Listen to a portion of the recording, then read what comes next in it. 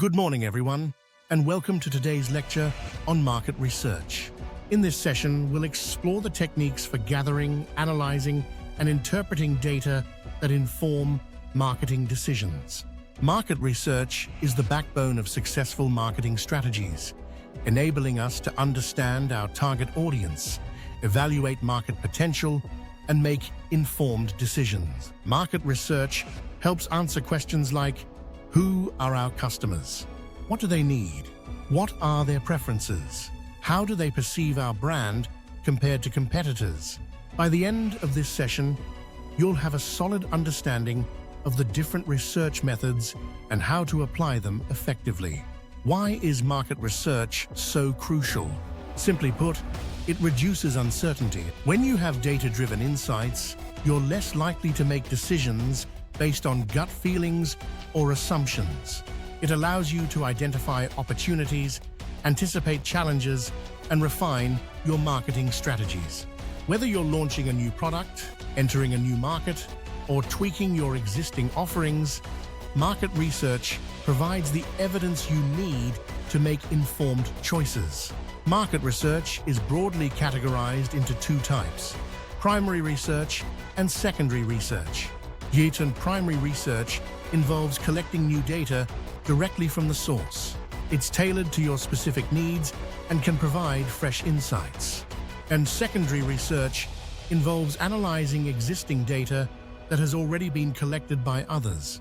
It's a more cost-effective way to gather information, especially when you need to understand general trends or broad market dynamics.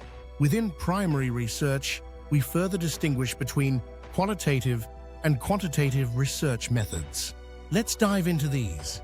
Qualitative research focuses on understanding the why behind consumer behavior. It's about exploring attitudes, motivations, and emotions through in-depth, open-ended inquiry. The goal is to gain deeper insights that can't be captured through numbers alone. Interviews, one-on-one interviews, allow you to explore a respondent's thoughts and feelings in detail. This method is ideal for uncovering nuanced perspectives and gaining a deeper understanding of individual experiences. You can conduct these interviews in person, over the phone, or even via video calls. Focus groups. A focus group involves a small group of people discussing a topic guided by a moderator.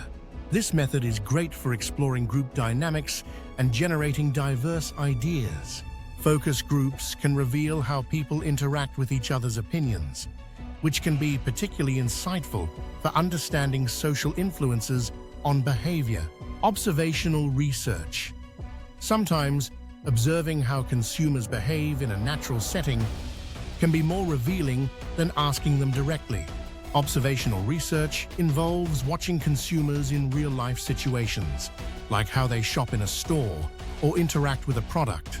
This can provide valuable insights into actual behavior rather than self-reported behavior. Ethnographic research. This is an immersive approach where researchers spend extended time observing consumers in their natural environment. It's often used to understand cultural or contextual factors that influence behavior. In contrast, quantitative research focuses on quantifying behavior and opinions. It's about answering the what, how much, or how many questions through structured numerical data. Surveys. Surveys are one of the most common quantitative methods. They allow you to gather data from a large number of respondents quickly. Surveys can be conducted online, via phone, by mail, or in person. Questions are usually close-ended, providing a range of predefined answers to choose from, which makes the data easier to analyze statistically. Experiments. Experiments involve manipulating one or more variables to observe the effect on a dependent variable. This method is ideal for testing hypotheses and establishing cause and effect relationships. For example, you might test different price points to see which one maximizes sales. Questionnaires. Similar to surveys, questionnaires are structured tools for collecting data, often involving a mix of multiple-choice questions, rating scales, and open-ended questions. They're useful for gathering specific information and opinions from a target audience. Analytics tools.